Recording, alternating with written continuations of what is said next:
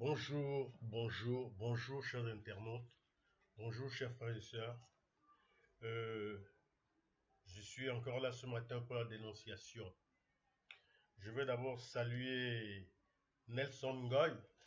Je vais saluer Danny Scorpios. Je vais également saluer Branco TV, Degon Lyon, Femme TV et Jean Crepin Niamsi. Ce sont des frères à moi, parce que Camerounais dans l'âme, digne comme tous les Camerounais, comme nous l'avons toujours été depuis, et fiers de l'être.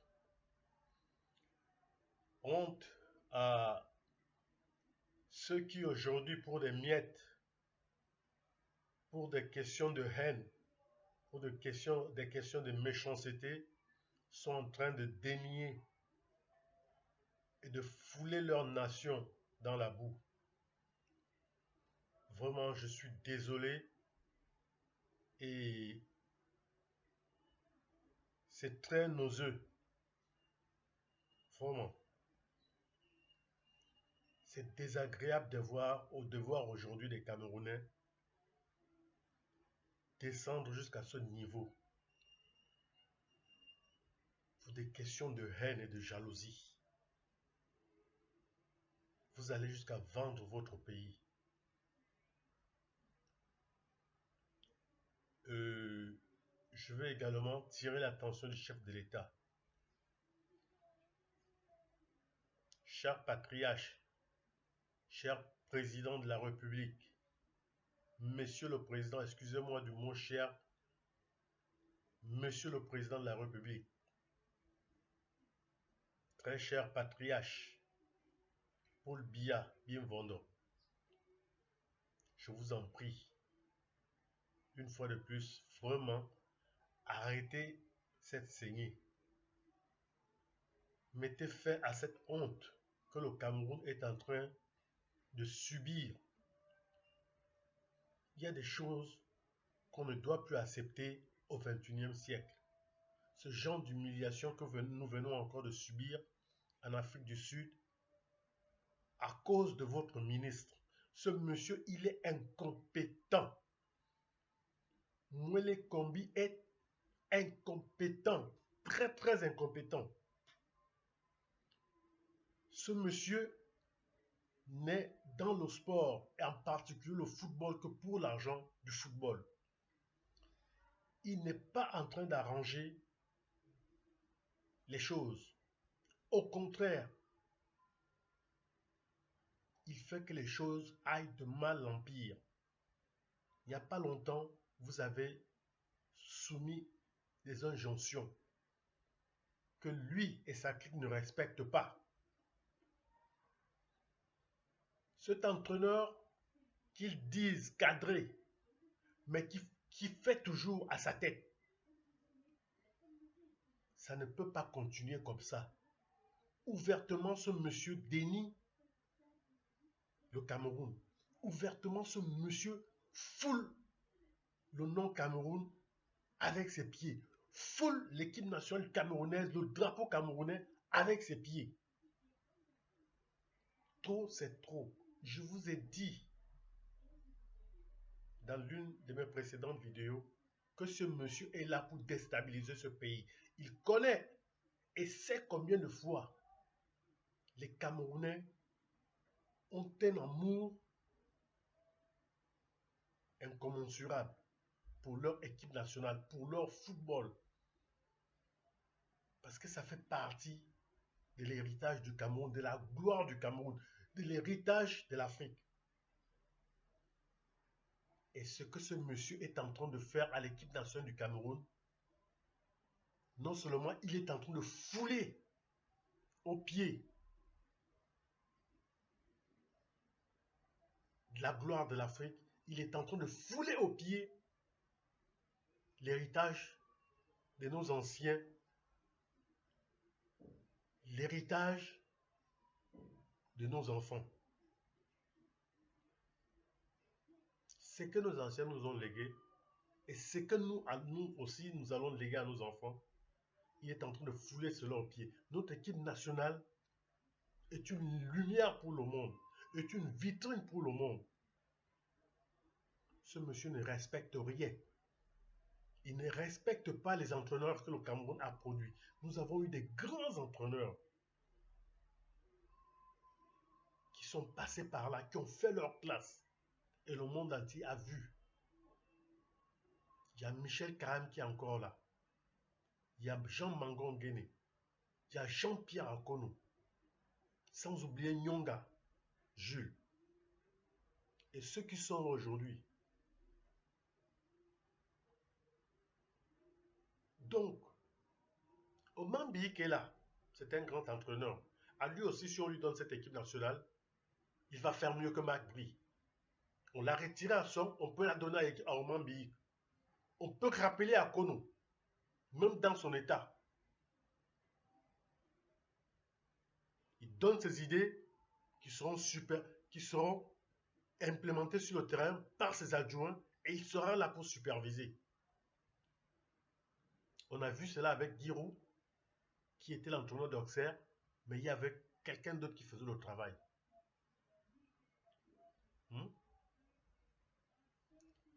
Donc, ce monsieur, il y en a marre. Même s'il faille qu'on paye encore des milliards, ce monsieur n'a qu'à partir de là. Encore que son salaire a déjà été payé pour 2 ans. Donc, jusqu'à la fin de son contrat. Aujourd'hui, son salaire a été payé. On peut conduire son contrat.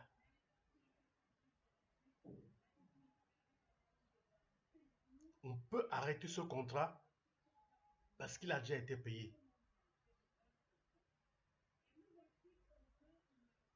Parce que son contrat, même s'il reste là jusqu'à la 2e année, son contrat ne sera plus reconduit.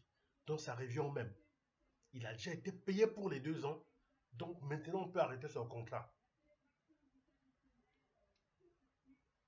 Si on ne peut pas arrêter son contrat, qu'il aille travailler au ministère et qu'il laisse l'équipe nationale du Cameroun tranquille. Michel Karam est là. On peut donner cette équipe nationale à Michel Karam. Nous sommes fatigués des humiliations. Monsieur le Président, avez-vous fait un tour dans les réseaux sociaux? Mais c'est la honte totale. Le Cameroun devient, dans tous les domaines, la risée de l'Afrique et du monde entier. Qu'est-ce que nous avons fait pour mériter ça? Qu'avons-nous fait pour mériter ça? Avec des joueurs qui ne respectent rien, des joueurs indisciplinés. Une équipe nationale ne peut pas fonctionner comme ça. Onana fout la merde. Nous avons tous vu pendant le match qu'est-ce qu'un gardien de but peut partir de ses cages pour venir bavarder pendant un coup franc. Imaginez-vous, au moment où il retourne vers ses camps, l'arbitre donne de jouer le coup franc et l'équipe adverse récupère le ballon. Avant qu'il n'arrive dans ses camps, il peut encaisser un but. Ou si le gardien adverse attrape le ballon, il peut directement dégager et le ballon entre dans nos camps. Mais on est où là? Quelles sont ces façons de faire là? Hein? Très chers Camerounais, très chers frères et sœurs, qu'est-ce qui ne va pas? Ça vous vient où? Quelle est cette façon de faire là, mes frères, mes sœurs?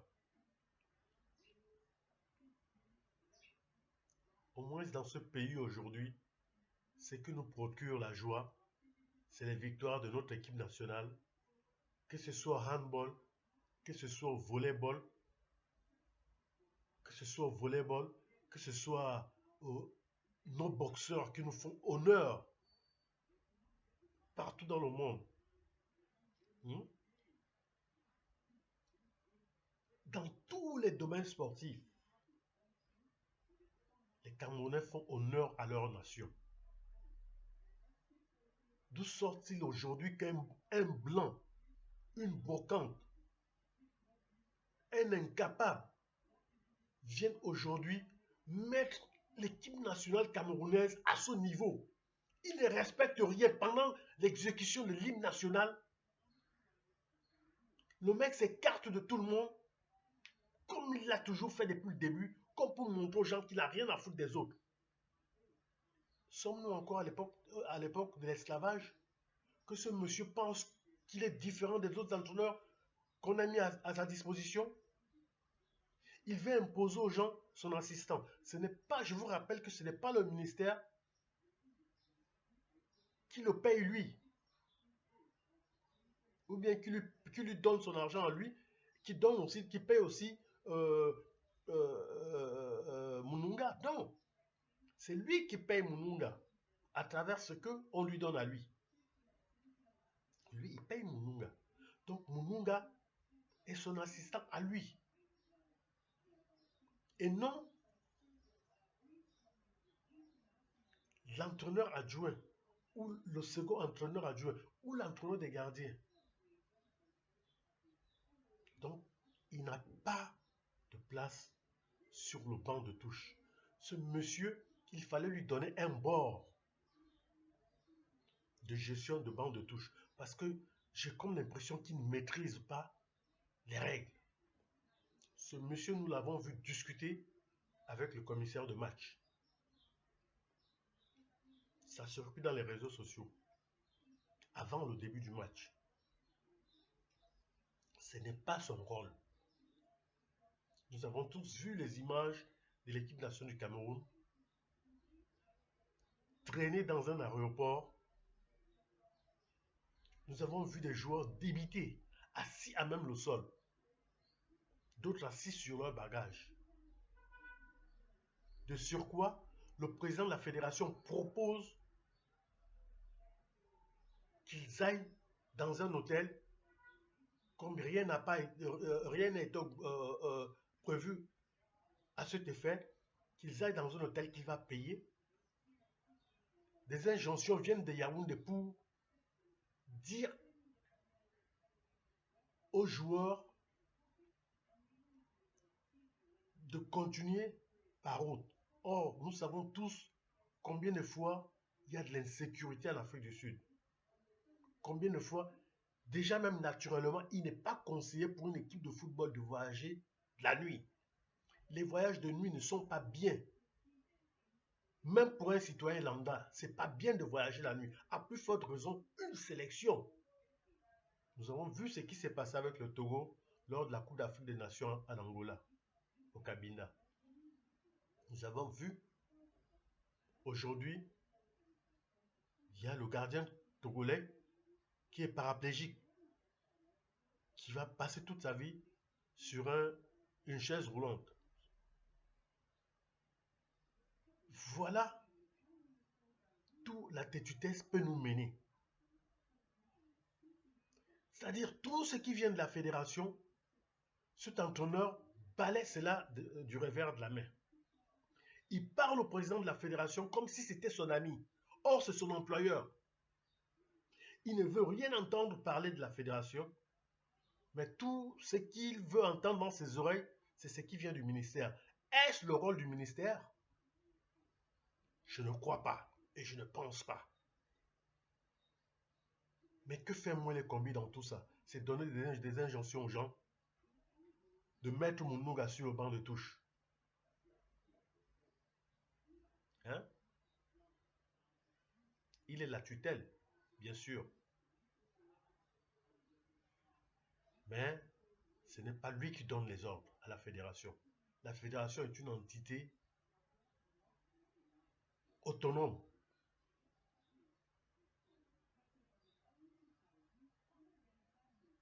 Qu'est-ce qui ne va pas avec Mwele Kombi et sa clique et son ministère et ses agents? Toujours comme ça, là, pas du gain. Profiter des voyages derrière l'équipe nationale du Cameroun, profiter des billets d'avion, profiter des primes de mission. Est-ce que c'est ça le rôle du ministère? Ne peuvent-ils pas prendre l'exemple de tout ce qui se passe dans le monde entier concernant les équipes nationales? Qu'est-ce qui ne va pas avec le Cameroun? Qu'est-ce qui ne va pas? que les gouvernants ou les fonctionnaires, les ministres s'incrustent toujours sur ce qui n'est pas fait pour eux, ce qui ne fait pas partie de leurs priorités ou prérogatives. Pourquoi les membres du gouvernement camerounais sont toujours sur l'improvisation, toujours en train de s'occuper de ce qui ne fait pas partie de leurs prérogatives? Mais faites ce qui vous a été attribué comme rôle. Remplissez ce rôle-là et le Cameroun ira mieux. Qu'est-ce que ce ministre a à faire dans le football? Il n'y a pas longtemps, quand Eto'o a eu cette fédération et qu'il a mis en place un entraîneur, nous n'avons plus connu ces images des lions qui traînent dans des hôtels, qui traînent dans des aéroports, qui ont besoin de primes. Il y a longtemps, nous n'avons plus connu ça. Avant la Coupe du Monde, pendant la Coupe du Monde, avant la Coupe d'Afrique des Nations, pendant la Coupe d'Afrique des Nations, nous n'avons plus connu ça. Il a suffi que M. Ngongo, avec ses hautes instructions, donne main libre à Moelle Kombi de gérer la fédération, de gérer les biens de la fédération, de gérer l'équipe nationale, de gérer les réservations d'hôtels, de gérer les billets d'avion jusqu'aux convocations de joueurs. Nous revenons encore au travers que le Cameroun a connu dans les années 80, 90, 2000. Or, celui qui est président aujourd'hui, il a vécu ces choses-là. Et ça n'a pas été bien pour eux, comme il a souvent dit et répété. S'ils ont eu à gagner des trophées à cette époque, c'était par leur humble, par leur courage, leur force. Parce qu'il fallait faire plaisir au peuple camerounais. Parce qu'ils savaient que l'équipe nationale du Cameroun, c'est tout ce qui restait aux Camerounais pour avoir de la joie. Ils se sont battus. Or, ceux qui sont là aujourd'hui n'ont rien à foutre. Ils sont là pour leur ego, pour des concurrences, pour des conneries. Comment est-ce qu'un capitaine ne peut pas prendre ses responsabilités? Un capitaine d'équipe, voyant que son entraîneur est en train de prendre le mauvais chemin, ne peut pas dire à son entraîneur, coach, c'est bon comme ça, arrêtez. Sinon, nous ne jouons pas. Nous avons quand même joué au football à un certain niveau. Nous n'avons peut-être pas fait la grande carrière qu'il y a, mais il arrivait qu'on dise au coach, coach, le choix que vous avez fait là n'est pas bien. Parce que celui qui est là est mieux que lui. Nous le savons tous, nous l'avons vu pendant les entraînements, pendant la semaine. Comment ça se fait que aujourd'hui il est sur le banc alors que nous, le groupe, nous comptons sur lui? Alors au coach de s'expliquer. Non, c'est parce qu'il a fait ça, ça, ça. On dit au coach, oui, coach, d'accord, il a fait. Nous, on n'a pas été au courant. Ou nous avons été au courant, mais d'accord, c'est une bêtise. Mais attendez, à la fin du match, vous allez le suspendre pour la semaine prochaine. Mais en attendant, pour cette semaine, pour ce match, coach, sans lui, on ne peut rien faire. Et c'est comme ça que le coach revenait à la raison, mettait le coéquipier au terrain, on gagne le match, et le match d'après, il subissait sa sanction dans la mesure où le coach ne revenait pas à la raison, il subissait sa sanction. Ça permettait à sa doublure d'avoir toute la semaine avec le groupe, de se fondre dans le groupe afin de faire quelque chose de mieux la semaine prochaine sans l'autre. C'est comme ça que ça se passe.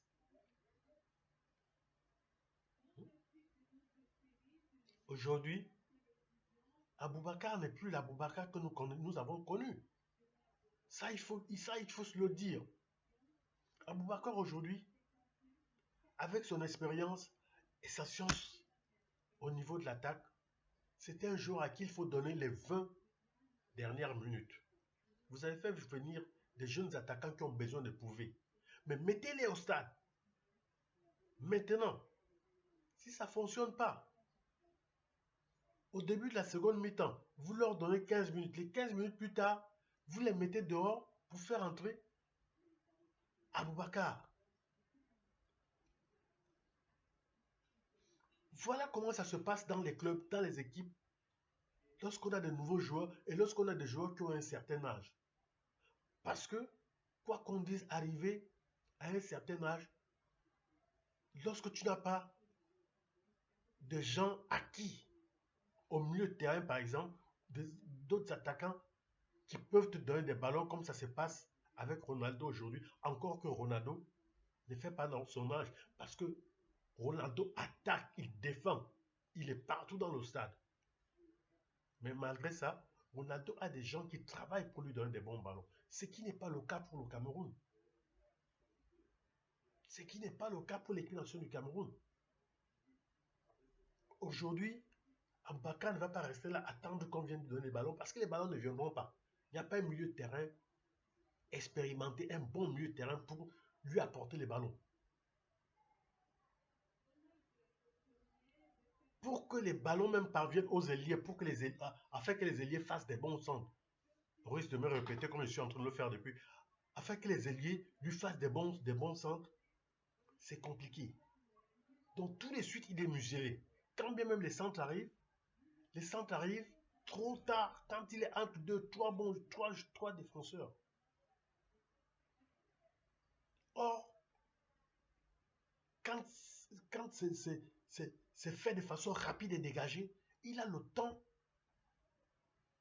de faire un appel entre deux. Il a le temps de se détacher du marquage et recevoir une bonne passe dans la course. Donc, voilà. Vraiment, monsieur Biya, je vous en prie, enlevez-moi le combi de ce ministère, je vous en prie. C'est le Cameroun qui est en danger. Cette histoire de football peut nous amener loin. Il est en train de vouloir brûler le sport au Cameroun. Il a des problèmes avec toutes les fédérations, mais ce n'est pas possible, monsieur le président. Ce monsieur est incompétent. Comment un ministre peut avoir, un ministère de sport peut avoir des problèmes avec toutes les fédérations? Il est en bon terme avec aucun des présidents des fédérations. Surtout, si vous avez remarqué, les fédérations qui font entrer de l'argent, les fédérations qui ont de la visibilité dans l'international, des fédérations qui ont apporté des trophées au Cameroun, notamment la boxe, le volley, le hand, parce que ces fédérations-là rapportent de l'argent et ils ont des yeux tournés vers ces fédérations. On va où là? On va où? Monsieur Paul Biya, je vous en prie. Quand quelqu'un est incompétent et c'est reconnu par tous les Camerounais que Moïse Kombi est incompétent, ramenez-le avec vous à la présidence qu'il vous donne des conseils. Ça, sûrement, il va être mieux là-dedans. Mais jusque-là, également, ça me tournerait de lui. Parce que ce monsieur, sincèrement, ne vaut que dalle. Il est certes intelligent, il a des gros diplômes, mais il n'est pas compétent. Il est incompétent dans tous les domaines. C'est quelqu'un qui ne sait pas travailler. Il peut plutôt être un bon enseignant, d'accord, parce qu'il parle bien, mais ce n'est pas un bon dirigeant. C'est plutôt un bon enseignant. Ce n'est pas un bon dirigeant, parce qu'il n'a pas cette étoffe-là. Un bon dirigeant, c'est celui qui accepte les conseils. C'est celui qui accepte se remettre en question. C'est celui qui accepte qu'on lui dise que là tu as mal fait, là tu as bien fait. C'est celui qui reconnaît ses erreurs. C'est ça un bon dirigeant. C'est celui qui sait se taire. C'est celui qui sait encaisser. Mais ce monsieur, il est rancunier. Il ne sait pas se taire, il ne sait pas encaisser. Il ne sait que donner des ordres.